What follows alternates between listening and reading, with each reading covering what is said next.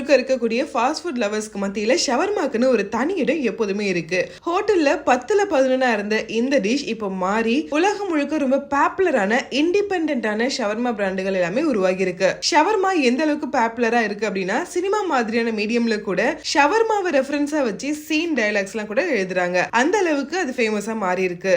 You ever tried shawarma? There's a shawarma joint about 2 blocks from here. I don't know what it is, but I want to try it. We're not finished yet. And then shawarma after.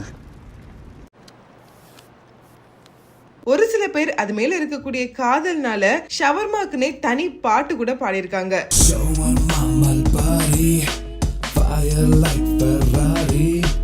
இவ்வளவு shawarma lovers இருக்கிறதுனால தான் Miriam Webster டிக்ஷனரியில கூட இப்ப புதுசா சேர்க்கப்பட்ட 100 வார்த்தைகள்ல ஷவர்மாவும் ஒன்னா இருக்கு. ஆனா உலகம் முழுக்க இவ்வளவு பெருசா கொண்டாடப்படக்கூடிய ஷவர்மா சமீபத்துல நமக்கு மரண பயத்தை காட்டியிருக்கு. ஷவர்மா சாப்பிட்ட கேரளாவை சேர்ந்த 16 வயது மாணவி இறந்து போயிருக்காங்க. அதனால ஷவர்மா எந்த அளவுக்கு ஒரு ஹைஜீனான ஃபுட் அப்படிங்கிற மிகப்பெரிய கேள்விக்குறி இப்ப வந்திருக்கு. ஷவர்மா உண்மையிலேயே உடலுக்கு கெடு விளைவிக்கக்கூடிய ஒரு உணவு தானா, அதனால உயிருக்கே ஆபத்து இருக்கா அப்படிங்கிற கேள்வி தொங்கல்ல இருந்தாலும் அது இந்த நிலைமைக்கு வந்ததுக்கு காரணம் ஒரு சில பேருடைய பேராசைன்னு கூட சொல்லலாம். சில காலத்துக்கு முன்னாடி வரைக்குமே ஷவர்மா ஏழை மக்களுக்கான ஒரு உணவா இருந்தது. அதுலயும் முக்கியமா அகதிகள் பல பேருக்கு அடைக்கலம் தந்தது இந்த ஷவர்மா தான் சொல்றாங்க. சரி, முதல்ல இந்த ஷவர்மானா என்ன அப்படின்னு புரிஞ்சுப்போம். ஆட்டுக்கறி அப்படி இல்லனா கோழிக்கறியை எடுத்து அதை ஒரு கம்பியில ஒண்ணுக்கு மேல ஒன்னா அடுக்கி ஒரு கூம்பு வடிவத்துக்கு உருவாக்கி அதை செங்குத்தா நிக்க வச்சு அதை நெருப்புக்கு பக்கத்துல வச்சு அப்படியே கொஞ்சம் கொஞ்சமா சுத்தி விட்டு சுடணும். அப்படி சுத்தி விட்டு சுடப்பட்ட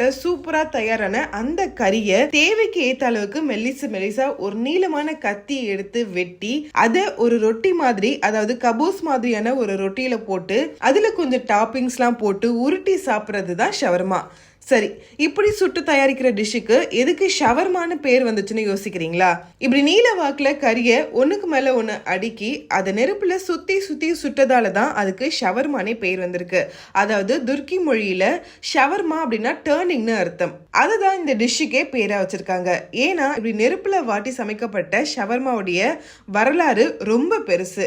19ஆம் நூற்றாண்டு தான் ஷவர்மா பிறந்திருக்கு. ஆனா அதுக்கு முன்னாடியே எகிப்து ஆடு மேய்ப்பவர்கள் அவங்க வெட்டின ஆட்டுக்கறியை தலைகீழா தொங்க விட்டு அந்த கறிக்கு கீழே நெருப்பை மூட்டி அந்த நெருப்புல அந்த ஆட்டுக்கறி எல்லா பக்கமும் சீரா சுடப்பட்டு வேகணும் அப்படிங்கிறதுக்காக அந்த கறியை கொஞ்சம் கொஞ்சமா அப்படியே ரோல் பண்ணுவாங்களாம். இதுதான் ஷவர்மாவுடைய ஆதி காலத்துல நடந்த ஒரு டெக்னிக்கா இருக்கு அப்படின்னு சொல்றாங்க. இந்த முறை அந்த டைம்ல ரொம்ப புதுசா இருந்திருக்கு. ஏன்னா மனிதன் நெருப்பை கண்டுபிடிச்ச காலத்துல கறியை சுட்டு சாப்பிடுறது அவனுக்கு பழக்கத்துல இருந்திருக்கும். ஒண்ணு நேரடியா சுட்டிருக்கலாம், இல்லனா குறுக்கு வாக்குல கறியை படுக்க வச்சு நெருப்புல சுட்டிருக்கலாம். ஆனா அப்படி நீளமா தொங்க விட்ட கறியை சுட்டுறதுங்கிறது ரொம்பவே புதுசா இருந்திருக்கும். வேட்டையாண்ட கறியை கம்பியில சொருகி குறுக்குல நெருப்புல வாட்டி சாப்பிடுற பழக்கம் அப்படிங்கிறது முன்னாடியில இருந்து இருந்திருக்கு அப்படின்னு நம்ம பார்த்தோம் இல்லையா? அதே முறை மத்திய கிழக்கு நாடுகள்ல அதிகமான அளவுக்கு இருந்துச்சு. அவங்க நாடுகளை சேர்ந்த உணவுகளை உருவாக்குனாங்க. அப்படி உருவானதுதான் தந்தூரி கெபாப் போன்ற உணவு வகைகள். இந்த சமயத்துல தான் ஓட்டமான் சாம்ராஜ்யத்துல டோனர் கெபாப் பிறந்துச்சு. இந்த டோனர் கெபாப் இப்ப இருக்கக்கூடிய ஷவர்மாவுக்கு தாத்தா. ஓட்டமன் சாம்ராஜ்யத்துல 17ஆம் நூற்றாண்டு காலத்துல இருந்தே கம்பியில கறியை சொருகி அதை குறுக்கு வாக்குல சுட்டு சாப்பிடக்கூடிய கேக் கபாப் அப்படிங்கிற உணவு வகைகள் இருந்திருக்கு. ஆனா அதுக்கப்புறம் 1880ல புருஷா நகரத்துல உணவகம் நடத்திட்டு இருந்த இன்கிஸ்டர் எஃபெண்டிங் அப்படிங்கிறவரு ஏன் இந்த கறியை நம்ம நீளமா நிக்க வச்சு அதை நெருப்புல வாட்டக்கூடாது அப்படின்னு யோசிச்சிருக்காரு. இவர் அரேபிய உணவுகள்ல பல புதிய யோசனைகளையும் புதிய முயற்சிகளையும் செஞ்சு புதிய உணவுகளை உருவாக்கினவர். சொல்ல போனா இவர் பேர்ல இவர் உருவாக்குன ஒரு உணவு இன்னைக்கும் புழக்கத்துல இருந்துட்டு இருக்கு. அப்படி அவர் உருவாக்குன பல முயற்சிகள்ல ஒன்னா இப்படி கறிய நீல வாக்குல அடுக்குனா நெருப்புல சுட்டு அந்த உணவுக்கு டோனர் கெபாப் அப்படின்னு பேர் வந்துச்சு. ஆனா அவருக்கு முன்னாடியே இப்படி கறிய ஒண்ணுக்கு மேல ஒன்னா அடுக்கி வச்சு அதை நீல வாக்குல நெருப்புல சுட்டு உணவு தயாரிக்கக்கூடிய முறை பரவலா இருந்துச்சு. ஆனா அதை சரியான பக்குவத்துக்கு கொண்டு வந்தவர் இவர் தான். எப்படி இருந்தாலும் அவருக்கு அப்புறமான காலகட்டத்துல தான் இந்த டோனர் கெபாப் அப்படின்னு ஒரு வடிவத்துக்கு வர ஆரம்பிச்சது. இந்த டோனர் கெபாப் இருக்கக்கூடிய இந்த டோனர் அப்படிங்கிற இந்த வார்த்தைக்கு அர்த்தமும் திரும்புறது இல்ல உருட்டுறது அப்படின்னு சொல்லலாம். கெபாப் அப்படின்னா சுட்டு தயாரிக்கப்படக்கூடிய கறி. அப்படி பார்த்துதான் உருட்டி உருட்டி சுட்டு தயாரிக்கப்பட்ட கறி அப்படின்னு சொல்ற விதமா டோனர் கெபாப் அப்படின்னு அதுக்கு பேர் வந்துச்சு. ஷவர்மாவுடைய பெயர் காரணம் தான் இந்த டோனர் கெபாப்க்கும் இருந்திருக்கும். இந்த டோனர் கெபாப் துருக்கி மக்களுக்கு ரொம்ப பிடிச்ச உணவாகவும் மாற ஆரம்பிச்சிருக்கு. அந்த சமயத்துல 1800களுடைய இறுதியில ஓட்டமன் சாம்ராஜ்யம் கீழே விழ ஆரம்பிச்ச சமயத்துல துருக்கியிலிருந்து அதிகமான மக்கள் லெபானியனுக்கு அகதிகளா போக தஞ்சமடைய ஆரம்பிச்சாங்க. அப்படி அகதிகளா போன அந்த துருக்கி மக்கள் மூலமா இந்த டோனர் கபாப் லெபானியன் வெர்ஷனுக்கு பரிணமிச்சு ஷவர்மா அப்படின்னு பிறந்துச்சு. லெபானியன் மக்கள் மாமிசத்தோட சேர்த்து காய்கறி கலவைகளையும் ஒன்னா சாப்பிடறதுனால அவங்களுக்கு நல்ல சத்து கிடைச்சது. அதோட அது கம்மியான விலையிலும் கிடைச்சது. அதனாலேயே லெபானியன் மக்கள் அதை கொண்டாட ஆரம்பிச்சாங்க. சொல்ல போனா ஷவர்மாவை உலகம் முழுக்க அழைச்சிட்டு போனது இந்த லெபானியன் மக்கள் தான். அவங்க எங்கெல்லாம் பொருளாதார அகதிகளா போய் சேர்ந்தாங்களோ அங்க எல்லாமே அவங்களுக்கான வாழ்வாதாரத்துக்கு கை கொடுத்து தூக்கி விட்டு இந்த ஷவர்மா தான். இஸ்லாமியர்களுக்கு மட்டுமில்லாம யூதர்களுக்கும் இந்த ஷவர்மா ஒரு முக்கியமான ஃபாஸ்ட் ஃபுட்டா மாறிடுச்சு. இந்த ரெண்டு சமூகத்தை சேர்ந்தவங்களும் பன்றிக்கறியை சாப்பிட மாட்டாங்க அப்படிங்கறதால அதிகமான அளவுக்கு ஆட்டுக்கறியும் மாட்டுக்கறியும் அப்பப்போ கோழிக்கறியும் பயன்படுத்தி ஷவர்மாவை தயாரிக்கிறாங்க. துருக்கியில இருந்து அகதிகளா போன மக்கள் மூலமா எப்படி டோனர் கெபாப் அப்படிங்கிறது லெபானியன்ல ஷவர்மாவா பரிணாமம் அடைஞ்சதோ அதே சமயத்துல பக்கத்துல இருந்த கிரீஸ்லயும் ஒரு சம்பவம் நடந்துச்சு. 1923 கிரீக் அரசுக்கும் துருக்கி அரசுக்கும் நடுவில் ஒரு ஒப்பந்தம் கையெழுத்தாச்சு. கிரீஸ்ல இருந்து இஸ்லாமிய சிறுபான்மையின மக்கள் துருக்கிக்கும், துருக்கியில இருந்து கிறிஸ்தவ சிறுபான்மையின மக்கள் கிரீஸுக்கும் அனுப்புறதா ஒப்பந்தம் போட்டிருக்காங்க. அந்த ஒப்பந்தத்தின் மூலமா தான் சொந்த வீடு நிலம் எல்லாத்தையும் திறந்த அகதிகளா பல பேர் கட்டாயப்படுத்தப்பட்டு கிரீஸுக்கு அனுப்பப்பட்டாங்க. அப்படி போன அந்த மக்கள் மூலமா இந்த டோனர் கெபாப் பரவ ஆரம்பிச்சது. அந்த உணவோட சுவைக்கு கிரீஸ் மக்கள் அடிமையாவே மாற ஆரம்பிச்சிட்டாங்க. அந்த உணவை அவங்க அவங்களோட ஸ்டைலுக்கு ஏத்த மாதிரி தயாரிக்க ஆரம்பிச்சாங்க. அப்படி உருவானதுதான் கைரோஸ். ஷவர்மா எங்கெல்லாம் போச்சோ அங்கேயும் கைரோஸ் போச்சு. இன்னைக்கு வரைக்கும் ஷவர்மாவுக்கு உலகம் ஃபுல்லா ஒரு போட்டியா இருக்கிறது கைரோஸ். ரெண்டுமே பார்க்கறதுக்கும் தயாரிப்பு முறையும் ஒரே மாதிரி இருந்தாலும் அதுல சேர்க்கிற சாஸும் டாப்பிங்ஸும் வேற வேறையா இருக்குது. கைரோஸ்னா என்ன அப்படின்னு யோசிக்காதீங்க. அதுக்கும் சுத்துறது அப்படிங்கறத அர்த்தமா இருக்கு. 1930களில் லெபானியன்ல இருந்து பல பேர் அமெரிக்கா கண்டத்துல இருக்கக்கூடிய மெக்சிகோக்கும் கனடாவுக்கும் குடிபெயர்ந்து போயிருக்காங்க. அப்படி குடிபெயர்ந்து வேலை வாய்ப்பு தேட ஆரம்பிச்சாங்க.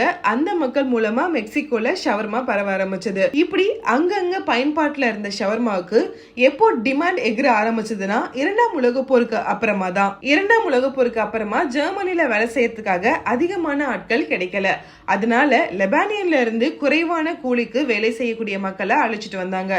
சோ அவங்க மூலமா ஷவர்மா ஜெர்மனி முழுக்க பரவ ஆரம்பிச்சது. இந்த நேரத்துல தான் ஷவர்மா ரோல் பிறந்துச்சு. ஆரம்ப காலகட்டத்துல ஷவர்மாவை ரோல் பண்ணிலாம் சாப்பிடல.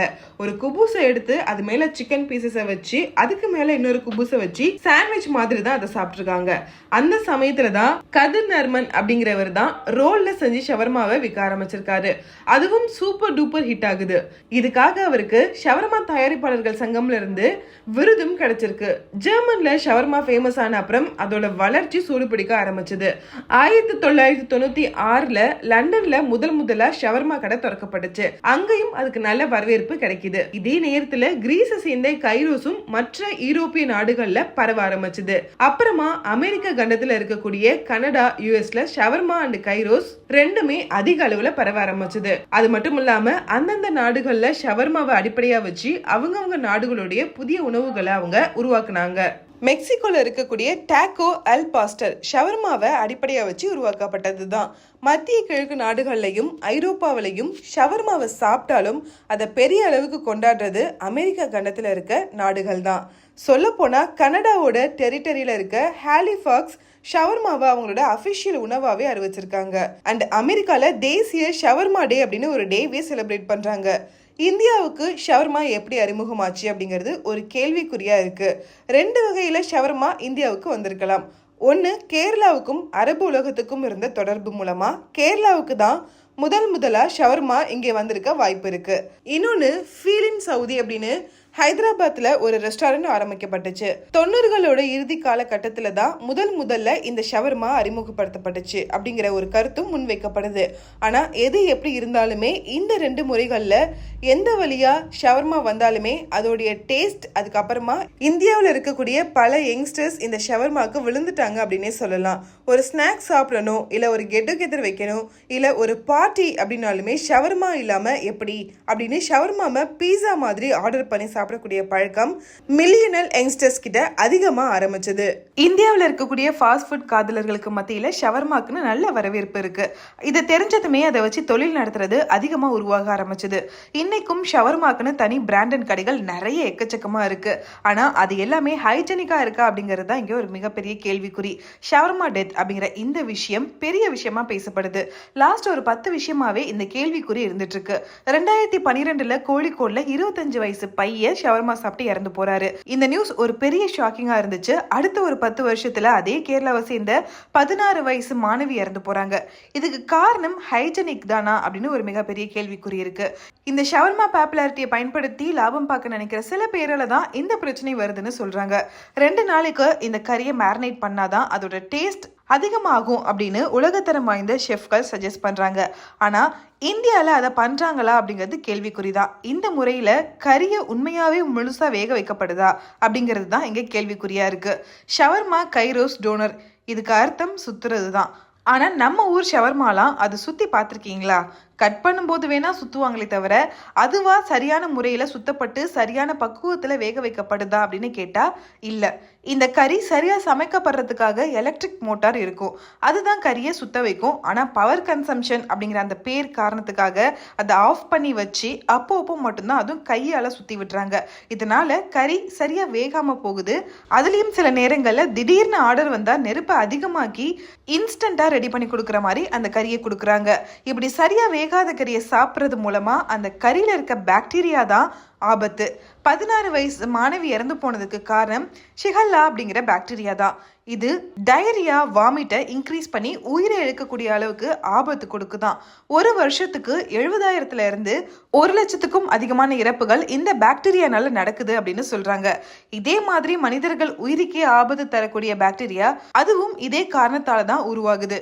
கேரளா ஹெல்த் மினிஸ்டர் இந்த ஷவர்மாவை தயாரிக்கிற அடுப்புகள் 300 டிகிரி செல்சியஸ் வெப்பம் கொடுக்கும், அதனால வெளியில வைக்கிறாங்க. ஏர் பொல்யூஷனும் அதிகமாகுது. அதுல இருந்து உணவுல பாக்டீரியாலாம் சேரும். இந்த விஷயத்துல இருந்துலாம் மக்களை சேவ் பண்ண ஏன் கிளாஸ் பாக்ஸ் மாதிரி வைக்க கூடாதுன்னு அவரு ஒரு கேள்வி வைக்கிறாரு.